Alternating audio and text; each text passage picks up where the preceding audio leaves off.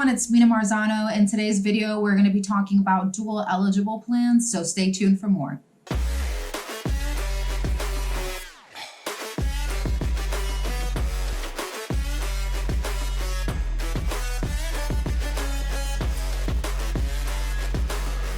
So dual eligible or DSNP plans, as they are referred to frequently, have certainly been increasing in popularity over the last several years. If you have been in the business for a while, you're more than likely familiar with DSNP plans. If not, or maybe you have been in the business but haven't sold dual plans and you're interested or curious to know a little bit more about what that all entails, I'm going to provide you with some of the basics so that you have some of that ground knowledge on dual plans and what that means in case you have an opportunity that comes up or someone asks you. So what is a DSNP plan or dual special needs plan? A DSNP plan is going to be a plan that is offered to a person who has Medicare and Medicaid. So they're plans that have combined both Medicare and Medicaid to provide a set of benefits to that beneficiary. So the plans cover medical, hospital, and Part D. Typically, they're going to be zero premium. A lot of times they have been HMOs in the past. In the last couple of years, probably in the last year, we have seen more of that PPO DSNP coming along. So there are those different options within the DSNP category, but all of those are going to be specifically for people who are eligible for both Medicare and Medicaid. And that goes into, well, who qualifies for a DSNP plan. So like I said, anyone who is on Medicare and Medicaid. And a lot of people hear Medicaid and Medicaid, Medicare, Medicaid, Medicare, Medicaid, right? We get those two interchanged a lot of times. Medicare is going to be for people who are 65 and older or who are under 65 but qualify through certain disabilities. Medicaid is going to be strictly for people who have that lower income, lower asset levels on each specific state level. That's going to be a state-run program that is specifically for people with those lower resources. Now, if the person that you're talking to, if your client, maybe they don't have full Medicaid, right? We hear these terms a lot: full Medicaid, partial Medicaid, full dual. Well, really, when we're talking about full Medicaid, we're talking about someone who is enrolled in the state Medicaid plan. When we're talking about partial, we're talking about Medicare savings programs. So if your client qualifies for a Medicare savings program, they will also be eligible for a DSNP plan. So what are Medicare savings programs? Medicare savings programs are programs that are designed to alleviate some of the financial costs that maybe your client might have. Maybe they don't have money, to come out of their Social Security check to pay for their Part B premium. If they can apply for a Medicare savings program, they could very easily have their Part B premium paid for by that program, and they won't have to have that amount taken out of their check. These Medicare savings programs, as I just stated, they're going to help cover some of those premiums. They're going to help some of the levels cover deductibles and co-payments. So it depends what level the person falls in. And there are several levels within the Medicare savings programs. All of this is going to be based on income and asset levels. So the first level is QDWI. That's the lowest level, which only covers Part A. There's QI, there is SLMB, SLMB plus, there's QMB, and there's QMB plus. And then of course there is FBDE, which is going to be your full benefit dual eligible. So all of those levels are going to qualify you for some type of dual special needs plan. Going back to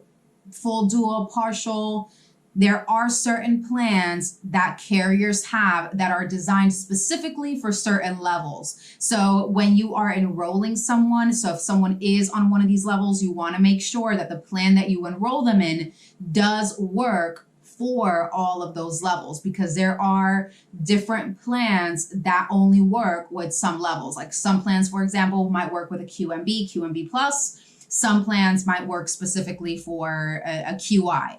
So you have to make sure that you see that. There are definitely tools out there like Sunfire, which make it really easy for you to see what plans qualify to what levels. And that's really going to take some of the work off of your plate to be able to know which plans correspond to your client. My recommendation here is if you're having a conversation with your client and they express any kind of concern, maybe financial concerns, and they can't pay their premiums or anything of that nature, I would ask first if they have Medicaid. But if you know that they don't, or they tell you that they don't, I would help them fill out an application for these Medicare savings programs. A lot of times these applications can be done on your state Medicaid site, the same place where you apply for Medicaid. You can do the application for Medicare savings programs. And really the worst thing that can happen is they say no. So my recommendation is if you think it's going to be beneficial with your client, if you look at the asset and income limits and you feel like that your client falls within those limits, then I would definitely go ahead and do an application, because if you do get approved, you're going to be a hero to your client. You're going to get them a bunch of savings on some of those costs that they're experiencing currently. So why is this important to me as an agent? Well, 2 reasons, at least that I can think of. There's probably more, but the 2 main ones that I can think of is the enrollment opportunity and the marketing opportunity. So dual eligibles have the ability to make an enrollment change every quarter for the first 9 months of the year. So basically the first 3 quarters of the year, they have a special election period open to change plans. So with Medicare, we know that we have to have that election period available if we want to make any changes. And sometimes people don't have that. They're waiting for AEP, they're waiting for OEP. So if they have the opportunity to change plans, that benefits us as the agent, because maybe the agent that came behind us didn't do their job well, didn't put them on the right plan. We have the ability to change their plan once a quarter if we need to. If you're working with a client that doesn't have Medicaid, doesn't have any Medicare savings program, and you help them to apply and they get approved, that opens up a special election period as well. So we're always looking for those open or special election periods as agents. We want to write the business. So it's a great opportunity on that end. And then on the marketing end, we are able to target certain low income areas or neighborhoods where we would find people who would qualify for some of these programs, and we can really centralize our marketing initiatives in a particular area. If this is a demographic that we're interested in working with, we can target our efforts to that area either through mailers or through tabletops. Also, another thing to keep in mind is a lot of people who are income restricted, they are going to be dependent on maybe their social security or welfare checks that are going to be coming in at the beginning of the month. So you can also strategize to maybe go to shopping centers or discount stores toward the beginning of the month,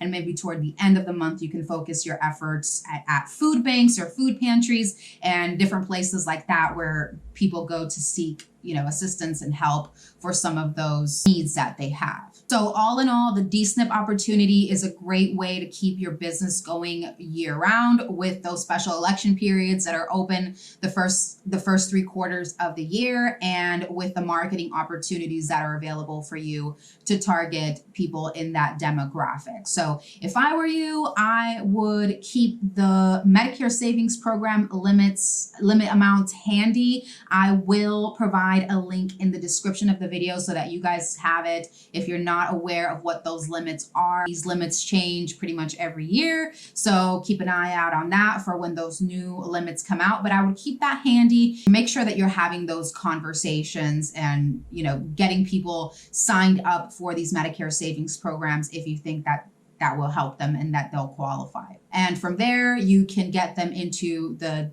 dual plan that best fits their needs, and they should be very well taken care of from that point forward. So I hope that this video was helpful, was useful. If there's anything that you guys want me to go into more detail on, please leave me a comment, ask me questions in the comments. I would be more than happy to answer any follow-up questions that you guys might have on this topic. I know that there's a lot that goes into the dual, and we kind of touch the tip of the iceberg with some of the basics. But if there are some additional questions that you guys have, reach out and let me know, and I'd be happy to help. As always, like, comment, share, subscribe, sign up for our Facebook group, Medicare Insiders, if you want to be an insider, and I will see you guys next time.